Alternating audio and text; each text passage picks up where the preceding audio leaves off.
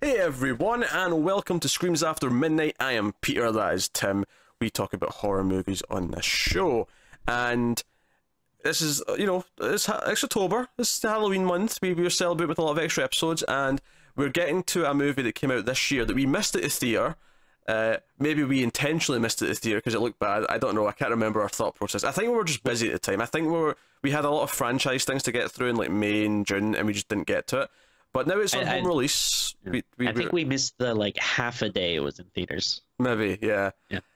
But now that it's got a home release, we are now checking out this year's Wish Upon, which is a movie. It's interesting. I just as we were starting here before we started recording, I actually looked up the director. I was just curious, John R. Leonetti, to see if he'd done anything else. Now, I'm going to go in reverse order here. So the thing that's really relevant that we've heard of that he's done before, in 2014 he directed Annabelle. Okay. And I was like, okay, that's bad enough, right? But then I looked further back because he's mostly been a cinematographer. He did the cinematography for The Conjuring, but obviously that's not the director. He's there doing the shots. But in his first ever movie was actually Mortal Kombat Annihilation. If you've ever seen that, Of course, I've seen it. I grew up in the 90s. which you know what, it's a terrible movie, but I don't hate it. I'll say that much. It's a lot of fun, and I loved Mortal Kombat as a kid. I could watch those as a stupid movie any day. Oh, some of the acting in that movie is spectacularly bad, but yeah. So we'll start this spoiler free as we usually do, and we'll give you warning before we get into spoilers, so you can hear the gist of it before we get in. The first thing I want to say about this, though, before we even talk about plot, and I ask you the question, we'll get there in a minute, is how many faces in this I was recognizing from other things. Oh yeah, yeah. And I kept going, oh, who is that? The main character Claire is played by Joey King. I'm like, oh, who's that? And I checked, and she was on an episode of The Flash recently. She was on a season of Fargo. She was on like a bunch of things. I'm like, oh yeah, I've seen all these things. I've seen her from all these places. But I think the main thing I'm recognizing her from is actually the first Conjuring. She's one of the sisters in that movie. Obviously, she was a little bit younger then, because it was like 4 or 5 years ago now. But like I'm like, okay, right, that's where I recognize her from. That's why her face is really recognizable. The dad, Ryan Phillippe. I mean, he's been in a bunch of stuff, but I Know What He Did Last Summer, to put it in context of something we've done on the show. He was also in Cruel Intentions, of course, and now he's a dad. That's that makes me feel old. He's the dad of the teenagers. One of the main character's friends is Barb from Stranger Things. So that was like, oh, there's Barb, Justice and all that. And then the neighbor, the friendly neighbor who like helps her out at times, is actually Audrey from Twin Peaks, Sherilyn Finn. Oh. So I was like, man, there was faces that I was recognizing repeatedly from all these different things. I think there was more as well, but those were the main ones. Well, there is the like semi love interest is from Kimmy Schmidt, and the most like baffling like cameo is we won't say exactly what they do or where they come in, but Jerry O'Connell is obviously not like a huge actor nowadays, but he's still a recognizable actor. He's been in like a lot of things, notable things. He shows up here for like less than a minute flashback scene with no dialogue. I was completely stunned. As like, did he owe someone a favor? Does he know someone on set that like was like, hey, stop in and do this? I like could not believe it. Do you know, like, it took me a second to recognize him as well, because he looks a bit different now, and I'm like, man, is that Jerry O'Connell? Feels like and but yeah, so lots of faces popping up that like I think that's the one bit of credit here that I want to, like, just before we get to the plot, the positive I'd say is that the cast do kind of elevate it a little bit. I think Joey King is actually a pretty decent actress, or she's very likable. Like I think a lot of movies like this, I go in expecting, oh, there's going to be one of these knockoff or quick supernatural movies. Typically, I was expecting Ouija kind of levels, and it's not that, because at least the actors, and specifically her, are likable.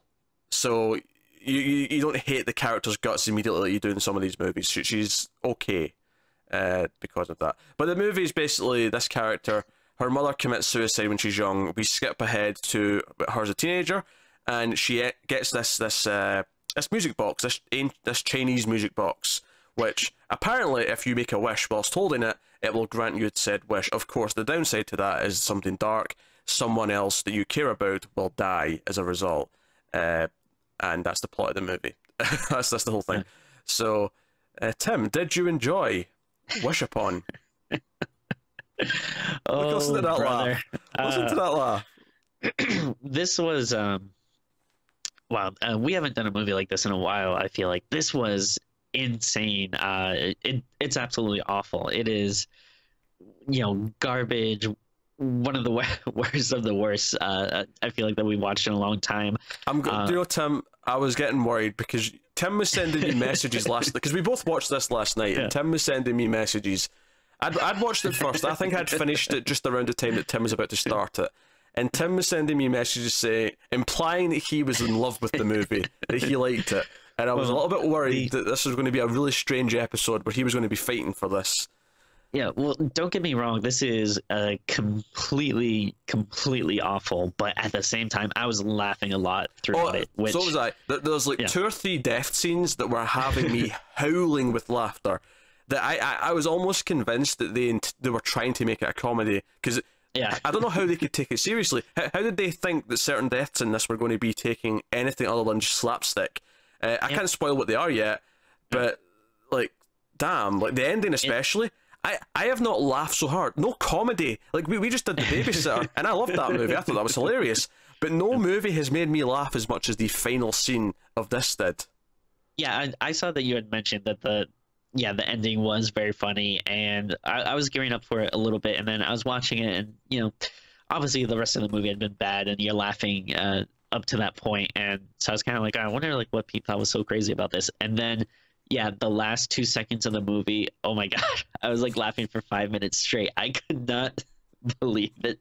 I would say if you have no interest in watching this movie, which you probably shouldn't, it's a bad movie, but at the very least, do yourself a favor, if possible. If someone just did a YouTube clip of that final scene, check that out, because it is worth watching. And if you like bad, crappy stuff like we do, it'll definitely make your day. It's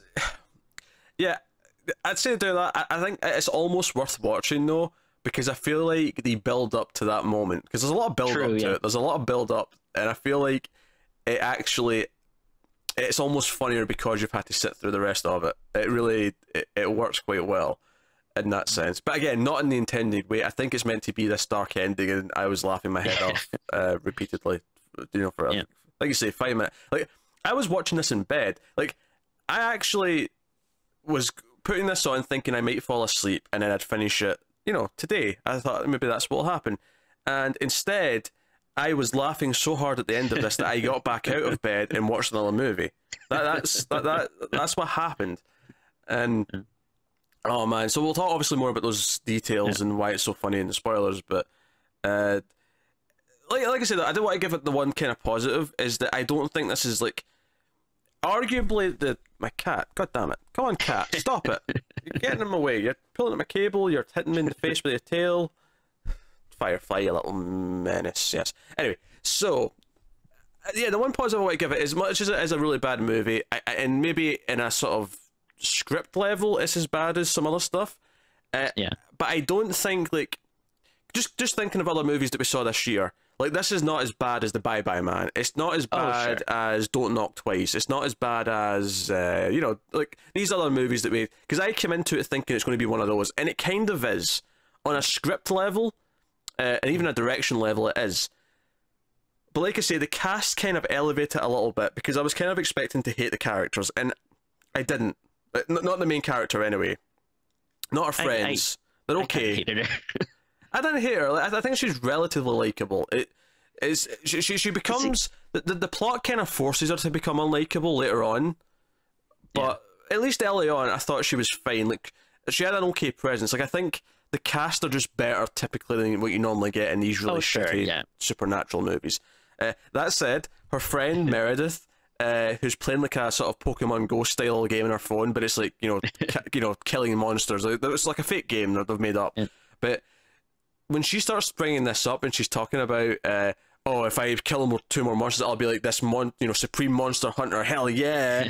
And I was like, whoever wrote this, and possibly the actress they've never talked about a video game in their life. It sounds so phony and made up. It is unreal. Couldn't. It's actually kind of made me feel a little old because I was like having trouble following some of the, like, there are scenes where people are texting and stuff, and like I had trouble like reading some of it, like not like physically seeing the letters, but they use like kind of abbreviated teen speak and stuff, and when people would post stuff on, like, they have a fake Instagram kind of website called Pixapost. Pixapost. Like when they're like posting stuff on there, I was like, was trying to see, like, I can never really tell, like, all right, who's the person that's posting this, and then the people that are commenting it, are they her friends or not? Are they doing it in a nice way or a mean way? I don't know. It kind of made me feel old in that respect.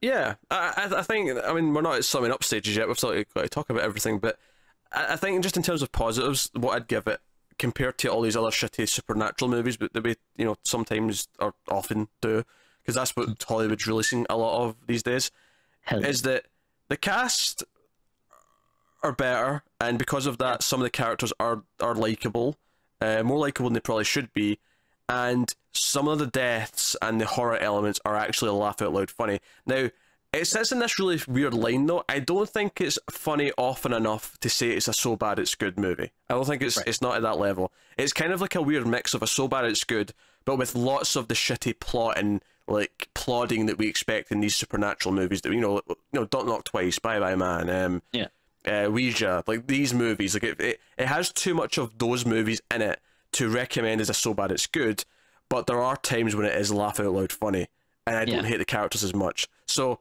like, it kind of falls into like this weird area where there's some things I didn't hate that I watched it. There was enough that made me laugh that I'm kind of okay that I'd spent the time on it, but it's not good by any means. I'm glad that I saw it because of some of the crazy stuff, but it's not one of those movies like Pieces or something that's so crazy that I'm like, oh my god, I'm gonna watch this. I know I'll watch this again at some point. Like this is one that I probably won't return to unless maybe it is looking up a scene here or there to laugh. But yeah, it's definitely not one like I regret seeing. Yeah, I wasn't like physically angry at the end of this like I have been with some of these styles of movies. So points for that, I guess. Also, that's had a mid-credit sequence, which is like, hey, sequel, and I'm like, no, I'm good. I don't need more. Unless you're going to get more crazy for the next one, I'm really quite good. It's fine. So, that's cool. Bye-bye. So, in terms of non-spoiler stuff, we won't do too much more, I don't think. In fact, is there anything else to say without spoilers? I don't know if there is. Yeah, I don't. I can't really think of much other than, like, going to like in depth in like some scenes or. Oddly, I will say this: it bizarrely had kind of a similar plot to a movie I watched earlier this month on Shudder called Mirror Mirror. It was like an early '90s movie, and it was like this gothy teenage girl that everyone like picks on and hates. She gets this antique mirror that grants wishes or desires, and it was basically the same thing where she'd wish for something. Now it went a little different direction because that movie, she kind of became evil and was kind of okay with everything bad, and everything she kept asking for started to be really, really dark. Whereas here, the girl, what's it clear, she's just asking for reasonable things, and then she's kind of not aware that it's causing death otherwise until later when we get the traditional scene of, oh, someone's going to translate and tell us about it and research and look into the history of the thing. Which, by the way, was I the only one that thought it was weird that she's taking a class to learn what the movie calls Chinese, and then even the Asian characters keep talking about, oh, my sister speaks Chinese, she can translate it for you. Did that strike you as weird that they weren't saying Mandarin or Cantonese? Yeah, there's a lot of stuff in this movie. I watched it with my fiance, who is Chinese American. Oh, and my fiance. This is my partner or my girlfriend, my fiance. He wants everyone to know that he's engaged. Which, to be fair, I don't think you've ever actually mentioned on this show. This might be news to most people. Yeah. We should have done an sorry. announcement. We should have had a big day of it. We should have had confetti. We should have been like, "Hey, Tim's getting married. He found someone just demented enough, that would accept him." Yeah. I wonder if people would care about that. But no, a little bit. Like maybe just enough at the end. Say, "Oh, by the way, some happy news. I'm getting married." Like, but yeah, she was rolling her eyes like every time, like because so much of this is like, oh, this ancient Chinese, like it tries to just make like, like, ooh, like China's such a mysterious place. They have these ancient boxes you can wish upon, and then everything is like, oh, like there's so many different like translation routes where it's like, oh, I have a class that can translate this. Oh, I don't recognize this. But then, oh, hey, I have a friend who can translate this. Ooh, I can't really get this, but I have a cousin who can translate this. Yeah, she knows the ancient Chinese. Like, because the first time it's mentioned, it's the dad who says it, and I was okay with that because it was kind of like, oh, he's like an older, white dude. He's just kind of, he would say Chinese incorrectly. But then it got to like when she actually goes to what's his name, Ryan, who's an Asian kid, and she's like, and even the teacher, she goes to her teacher who's teaching her the language, and he's like, yeah, this isn't like modern Chinese. You're going to have to go back for this. It felt weird that every single character referred to it as Chinese when it's that's not the language. The language is Mandarin or Cantonese. It felt weird to me. It was like, you can get away with the white characters saying that because maybe they just they're being ignorant and they don't know that. But it felt super weird to have the actual Asian character say, "Oh, this is an old Chinese language," or whatever. Yeah, I don't know. And especially if you're gonna go to the trouble to say that they're taking a class in this, that it's like, oh yeah, you think they'd be a little more knowledgeable. And then the other like kind of big eye rolly thing was the person that they eventually do end up getting to translate it. Ryan's cousin.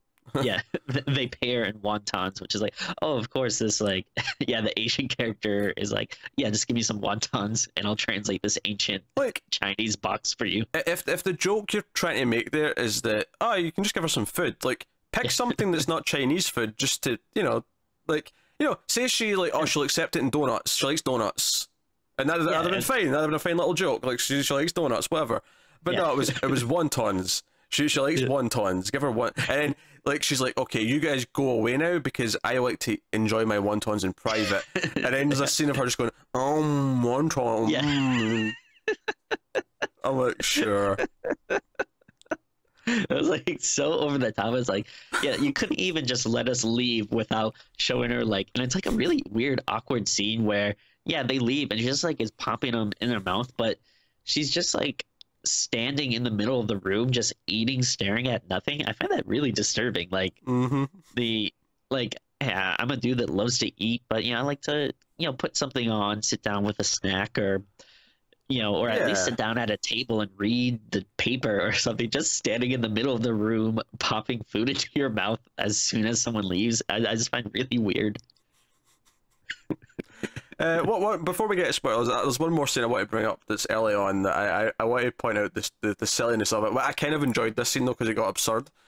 So there's these bully characters who keep like throwing things at Claire, ruining the artwork she did and all these. So we have obviously this classic scene in the cafeteria where there's going to be a showdown of some kind. And Claire and her friends are laughing about something. The bully walks past. It's like, oh, what's so funny? And she says, what's the word she uses? It's like, smegma. Smegma.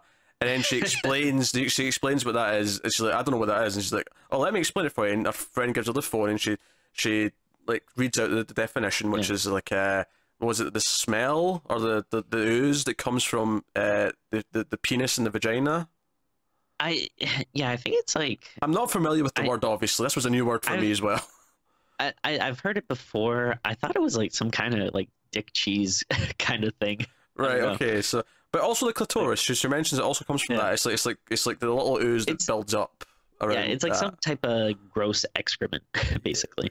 Yeah, unpleasant. But here's this that got me. So as soon as she like said, "Oh, what are you laughing about?" the entire cafeteria went quiet, and they all started paying attention. And I'm like, that would make sense. Like later on when they start hitting each other and they start pushing each other. Okay, that's when the cafeteria all goes quiet and starts watching. But everyone in the room goes quiet and starts watching them as soon as they start talking to each other. And I'm like, they've not done anything suspicious yet. There's no reason to turn around. They're talking. Yeah. And it's also like like the whole room like is looking at it like in a way where they're like, let's see where this is going. We also don't know what smegma is. If she one ups this bully, she could be our new king. Like it's like a weird like it's like there's so much pressure on it.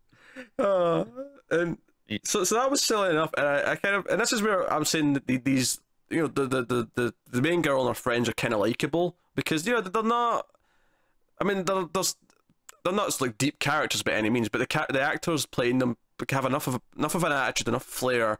They come across with a bit of energy. They don't just feel like they're some, you know, airheads reading their lines. And so the bully slaps her, right?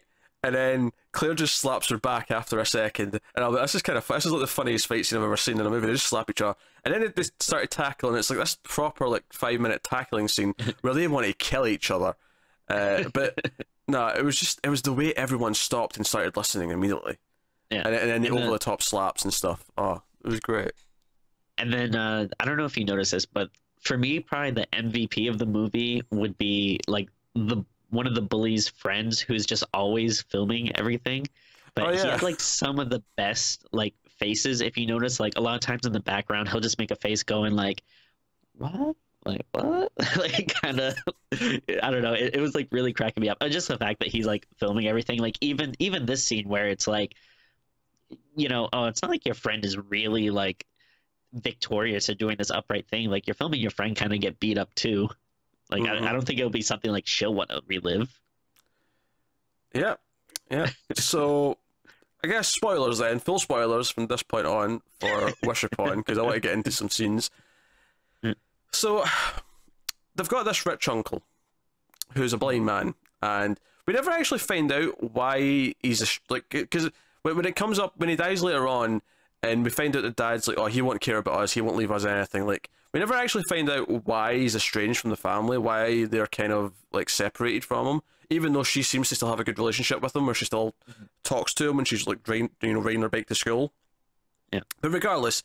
So he's like not the first death that happens because of a wish is actually the dog dies, but the second time she makes a wish, it's this blind man, this uncle, and a blind man slipping and dying in his bathtub should not be as funny as this scene was. Like it was a proper banana peel moment where his leg goes up and he sort of flies back and his head hits the top of the bath. I don't. Oh. It's not like a realistic, like, you know, oh, he slips and like cracks his neck or something. It's like he keeps getting up and like bumping into things. Yeah, this is the thing. So the fall itself was hilarious, right?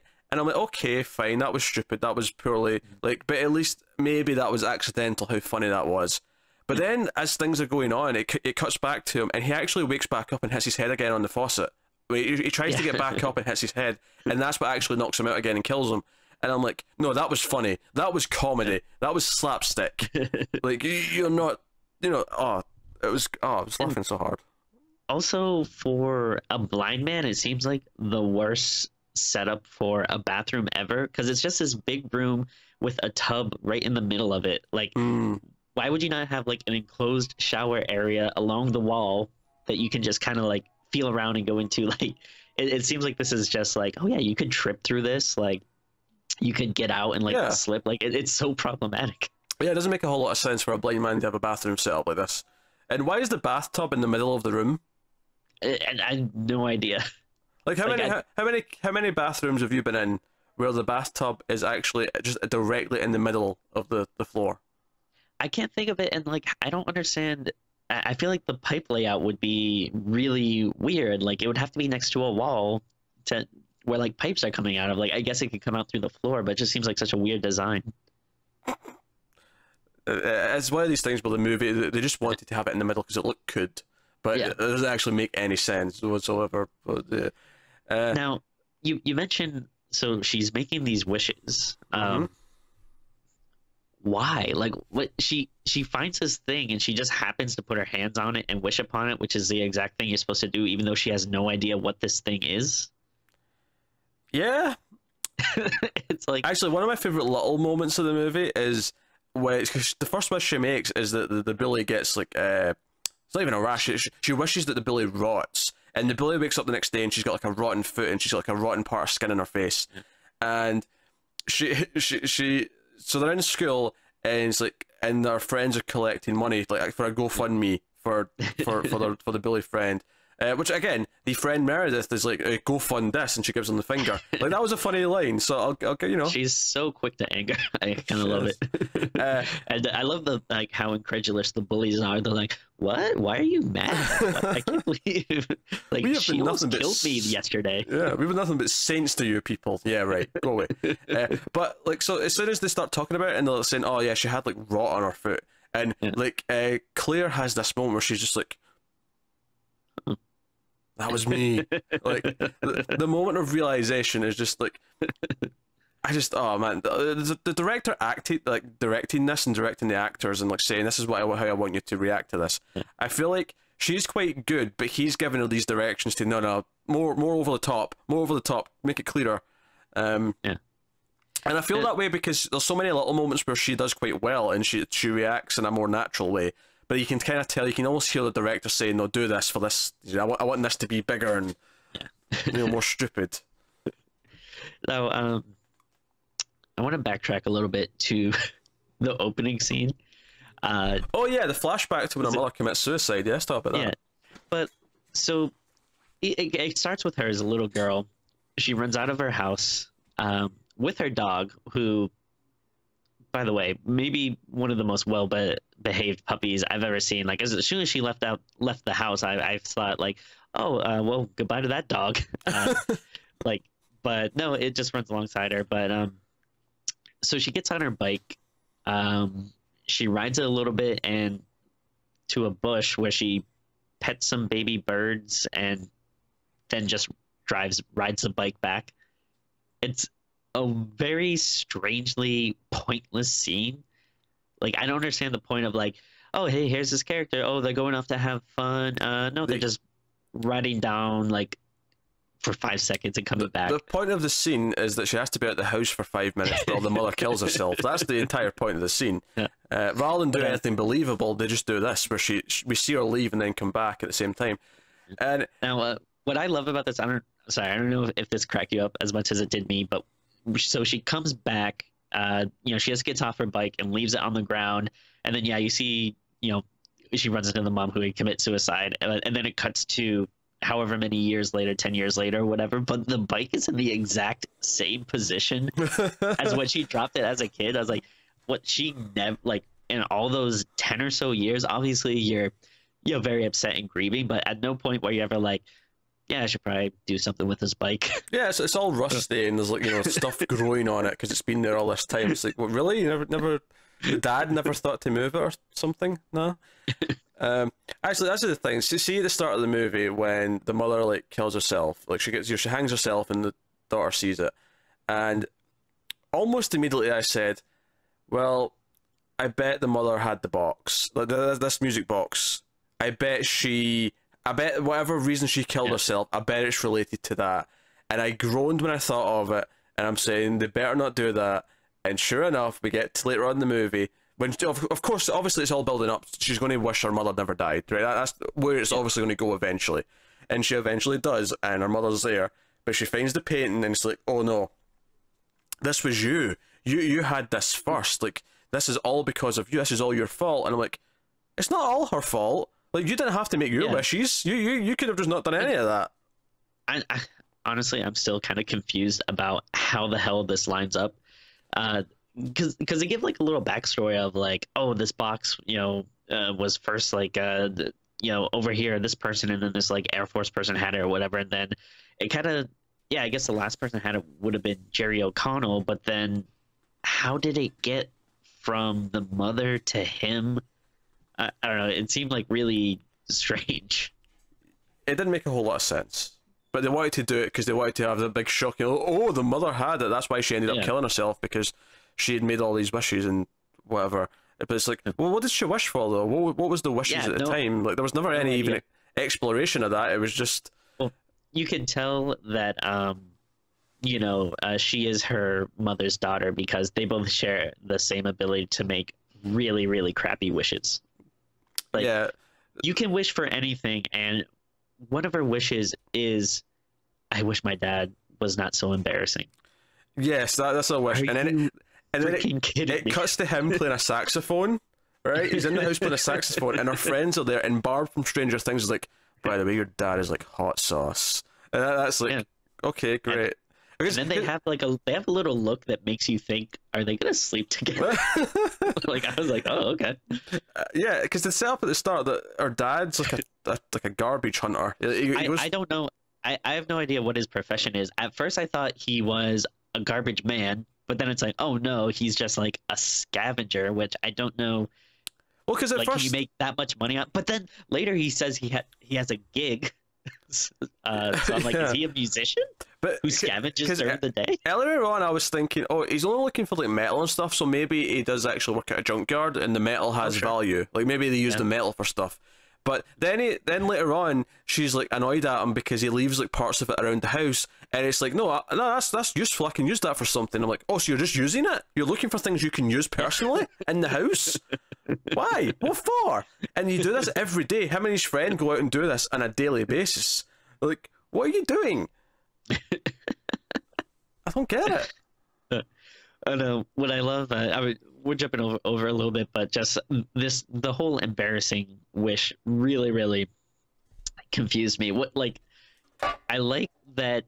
At first, I thought it was gonna make like him stop doing embarrassing things, but I think the dad stays the same.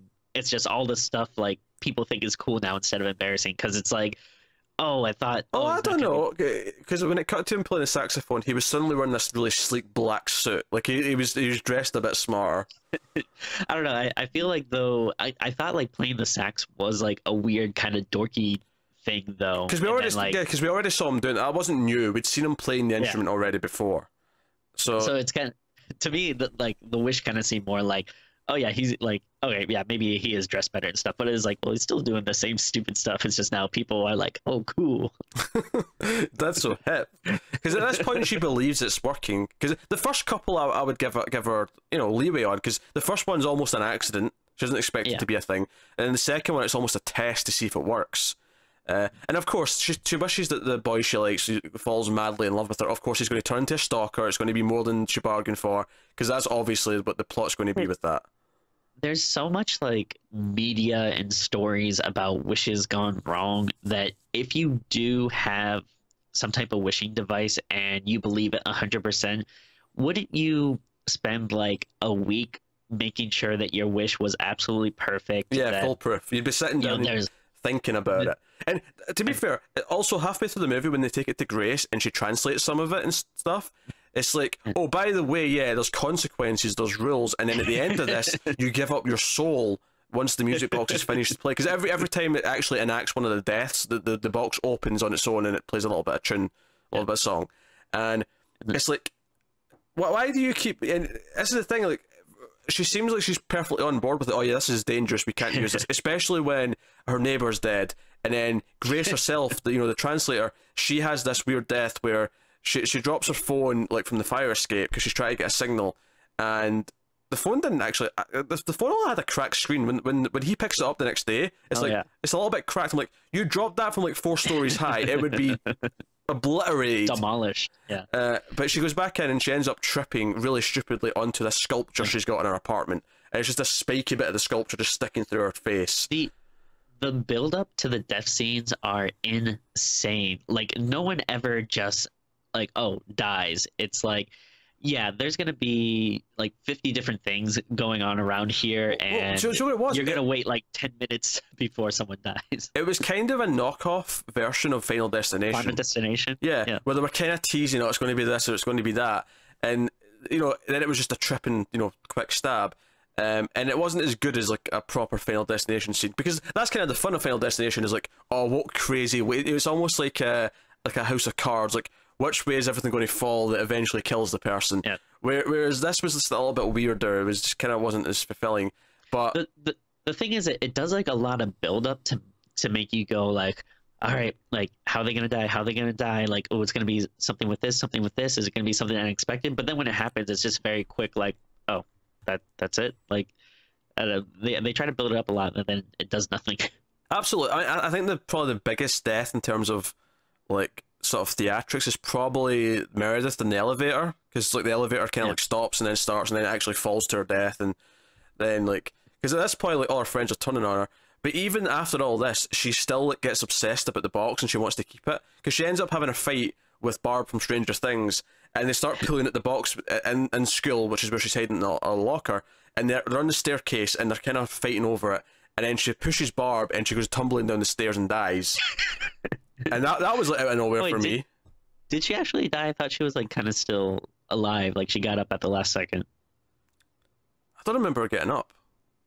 I thought she like lifted her head up or something. Maybe you're right. I'm not sure. I remember death. I remember laughing because Ryan comes in and like, "What did you do? What did you do?" He's like, "We're still on this box. Give me the box back." And I don't know if you noticed, but this also made me laugh. Is I think it was maybe at like Ryan's place or something, but someone had like a newspaper clipping taped on the wall, and it just said like unusual uptick in, or like a uptick in unusual number of deaths like lately. And like, so I like that, like, yeah, people are investigating, like, I don't know what's going on, but a lot of people are dying in weird ways. Classy headline is what I'll say. Yeah, because the neighbor, Audrey from Twin Peaks, her character, she gets the back of her hair caught in the garbage disposal, and it rips off like her scalp almost. Would that happen? Like, wouldn't it just rip the hair out of your head, if anything? If you want to go and do a MythBuster test, you can go do it. I don't know.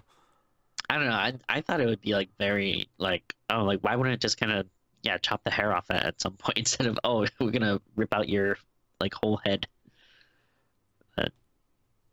Well, it was kind of braided, so I guess it's thicker. I don't know. I'm trying to justify it. Yeah, it's probably bullshit. Like, it's probably just stupid. But yeah, so she eventually wishes her mother was alive, and then she realizes her mother had the box, and then she wishes to go back to the morning, because the dad ends up dying. Like, and in this world where the mother's alive, it's finally the dad. Which, by the way, when it was between the girl in the elevator and the dad, because it was actually it was letting you think that it could be either or of them that were going to die, because the dad gets a flat tire and he's like fixing the tire and the car might fall on him, and then eventually the tire that he's about to fix rolls away, this other car hits it and it flies past his head and just misses him. And this was another funny moment, because it was just like so there was almost like a gunshot sound as the tire went past his head. It was so stupid. And then the girl dies in the elevator. But in this world where the mother's now alive, his friend's like chainsawing the tree, and she realizes that her dad's going to die, so she runs out and she's like, "Dad!" She actually distracts them, and then the friend like sort of trips and drops the chainsaw across his face. We don't get to see it though. You just see the blood splatter on her face, which is kind of annoying. But that's when she makes her seventh and final wish to wake up in the morning before he found the box. So she intervenes, goes with them, gets the box so no one else gets it, and she doesn't make any wishes. And of course I'm thinking, right, she's made 7 wishes, it gets her soul. It's going to finish, and like it's going to get her. But we have this 10-minute sequence of her and her dad have got a really good relationship now. She's realised that she was judging him before, and now that she should be thankful that she has a dad. Her friends are all alive again. The bully's alive again. Everyone's alive again. The dog's back alive. And she goes to school like she did before. And she runs across the street because her and Ryan have had a bit of a flirtation, and she's like, "Hey," because they have this weird conversation in the middle of the movie, where they bond over the belief in the multiverse. Which, hey, is a fan of DC Comics and a fan of science fiction, like, okay, I can get into this conversation, but it's a bit weird. This is like super bizarre, because it's not like, I feel like that's a specific thing where if you're like, oh, I'm a fan of like the DC multiverse, or just like, oh, I'm a fan of like when they do parallel dimensions in sci-fi movies or something, like I could buy that. But just being like, I'm a fan of the multiverse, like, is that a thing? Just like a blanket thing people are into, like without any context of it being in other stories? But is so weird. She's like, hey, like the multiverse theory, and she because earlier on he told her this thing about she never apologized for blaming a fart on him, and she's like, oh, and in the multiverse, maybe there's a world where I didn't do that, and maybe there's a world where we're friends, maybe even dating. And she kind of she kisses him, and it's this sweet moment. Our friends are looking, everyone's happy, and she even mentions like how she knows about her cousin and that she lives in a loft and stuff. Like all this stuff that for these two people who aren't very close would be super creepy if someone just came up to you and started like mentioning, like even if it's a girl you like, you'd be like, what? Yeah, this is weird, but whatever. But she gives him the box, and it's like, don't open it, don't look inside. She just gives him like in a bag, in her backpack. It's like, go and bury this, and don't look inside. And he's like, okay. And but why you know, does he have to do it? Yeah, but then we'll date. Yeah, why can't she go bury it? That's actually a good point. Why can't she just go bury it? There's no reason why it can't be someone else or her. Yeah. But whatever. Or you could even keep it like so it doesn't fall into the wrong hands or something. Just don't use it. Don't wish upon it. Put it in a locked safe. Throw it in the ocean or. Yeah, but bury it in your own, like, you know, house, like, you know, behind the house, like, so you know where it is and you know it's safe there. I don't know, whatever. But obviously we have to have her cross back over the street so we can have the ending. So she walks back out, and I'll give it this: it happens out of nowhere. She gets hit by the car, and that's not the funny part though. The funny part is it cuts to this wide shot of her flying through the air. Like she goes up like maybe 10 foot in the air and then lands in another car. It is so over the top. I was laughing hysterically. Like after this, the music ramps up and the bully, it's the bully's car. The bully gets out and she's like, "Oh, I didn't see her," and her friends are crying, and the music's getting really dark, and then it like cuts to black. It's the big ending, and the entire time that I'm supposed to care that she's just died, I am laughing hysterically because it was stupid. It was slapstick. It was goofy.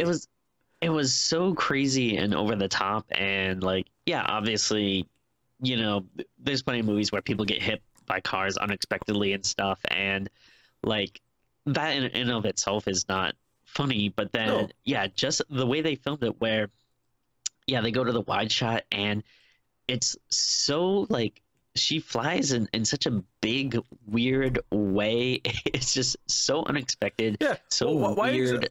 Why exactly did it get hit by a car, propel her into the air, like at an angle like that? Like I don't like. It kind of.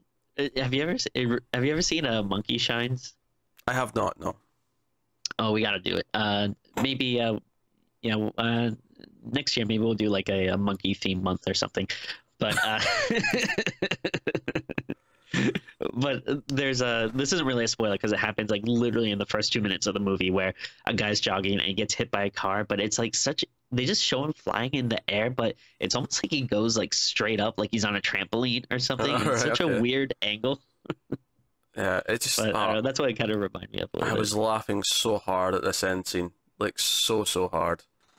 I actually lost track of her wishes at one point. Like I there was a good 20-minute chunk of the movie where I wasn't sure if she'd had 6 or 5 wishes.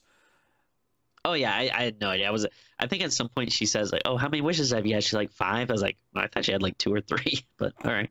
Yeah. Oh, the other wish, of course, she wishes like, "Oh, it's the most popular kid in school," which again is like, this is such a dumb, wasted wish. Like, you can wish for so much better things. Especially since you're only going to be in school for like another year or 2. Like, you're going to be out in the world. Who cares if you're popular in school? And then the other wish, of course, is that when the uncle dies, she wishes that he left them everything in his will. So they move into his mansion, and she suddenly has a credit card that has no limit on it, and she has a new car, and we get a montage of her friends shopping and getting like makeovers, and like just like, "Oh, this is a $800 handbag. We'd be assholes if we bought this," and all 3 of them walk out with one, and it's just okay. And so this is actually another thing that we're laughing a lot about because, again, me and my fiance have been, trying to buy a house lately, and one of the big things you gotta look at is, not just if you can afford the house, but you have to pay property taxes on it.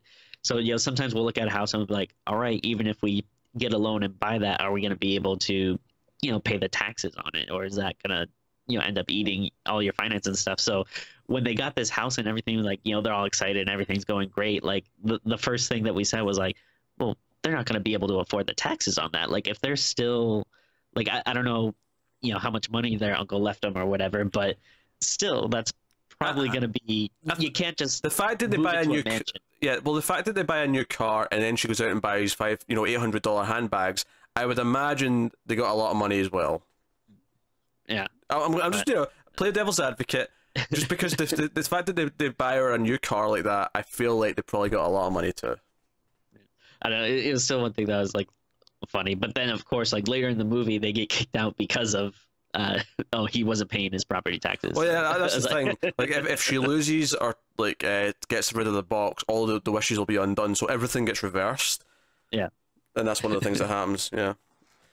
and then Oh dear. I had some problems with the logic of the popularity wish, because so she wishes that she's the most popular girl in school, and then she goes in the next day and everyone loves her, but her old friends are mad at her.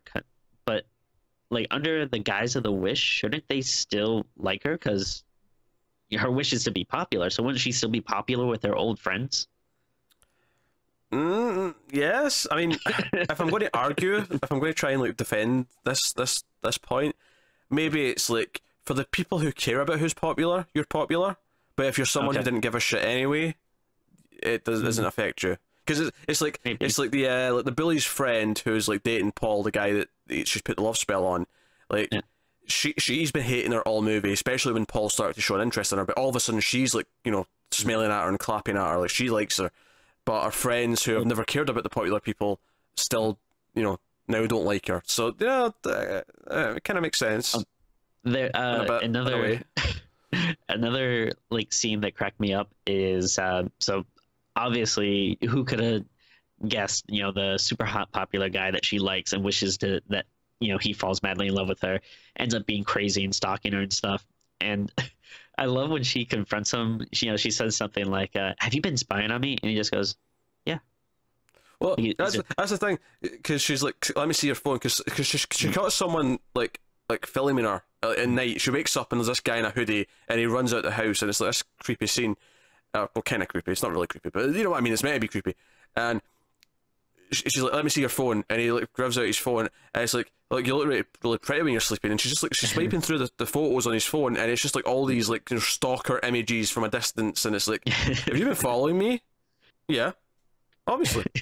It's just like so matter of fact, like he's like kind of like proud of himself, like look at these pictures, and then it's like, yeah, so wait, what do you want? What do you want from me? But to give the movie credit, he is under a spell. He's been, this is the wish that's done this to him. It's not necessarily that he would think this was normal anyway. Not that I'm defending the movie, because the movie's stupid, but like, so this is what kind of like makes me not really like the main character, because you know, I feel like we're supposed to get the sense that she's like kind of like this artsy, you know, kind of person that doesn't care about popularity and stuff, but it's kind of like all she cares about. Like, oh yeah, she wants the hot guy. She wants to be popular. This is the thing. At this point in the movie, she becomes unlikable because the plot forces her to be unlikable. Yeah. It forces her down this path. But I just mean, before she starts making wishes and stuff, she is quite likable. She's fine. Oh yeah. Like it's not until later on when the plot dictates that she becomes a bit of a, you know, because eventually she starts arguing about the box and she's fighting. You know, she kills Barb. Yeah. Like, you know, because she tries to take the box from her. So she changes over the movie, but like she starts off likable. It's just the plot that kind of forces her not to be. That'd be funny if like every role Barb ever gets is just like the kind of nerdy best friend that always ends up dying. To be fair though, at the end of the movie, technically the only person who actually dies is Claire. Everyone else is back. Everyone else is alive again, and then Claire, you know, is dead. But to be fair, she kind of earned it. Like, like honestly, at that point, yeah, she deserved to sacrifice herself to save everyone else because she's the one who did everything. Yeah. So yeah. And then of course, you know, there's a mid-credit scene, which where it's Ryan going to bury the box, and he takes it out the bag. He looks at it and he's like, 7 wishes. What I love about this is that it probably should have been like 2 seconds, but I feel like they went so long with it. Like it felt like it was taking forever of him like looking at the box, like, like he's just like all like thinking about like, should I? Maybe I don't. It's also, like it should have just been him taking it out, looking at it, and then boom, cut. It was like it felt so long. Did he see when he saw the box the first time before they took it to his cousin? Was he able to translate that part himself? I don't remember. I don't know. I don't remember either. But I feel like we didn't know about the 7 wishes until his cousin got to see it, which makes this ending feel a bit weird. Like how did he not get the 7 wishes the first time? Now he can read that all of a sudden. I feel like it was like just a ridiculous like like everyone can read it a little bit, but then it's like they have to keep taking it someone to read it more and more and more. Because ancient Chinese, Tim. Yeah. Ancient. It's also like such a strange thing to me that like people are like instantly into it. Like if I was walking down the street and I just saw a rock that said like hold me and make a wish, I wouldn't be like, whoa. Like I'd just be like, oh, that's someone's And also, novelty piece of crap. in context, the girl who just gave him this also just died immediately after. True. Yeah. Yeah, maybe, you know, Like, give what the that hell's some going on thought. with this? So I don't know.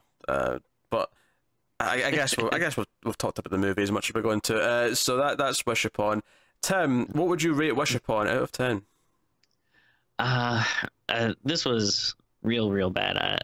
I feel like I'm gonna give it a 3.5, which just there really isn't much that's redeeming about it, and it's I don't know if I'd necessarily recommend watching it by yourself, but if you watch it with someone, I think it's a pretty good movie to make fun of. At the very least, you're gonna get probably 4 or 5 really big chuckles out of it.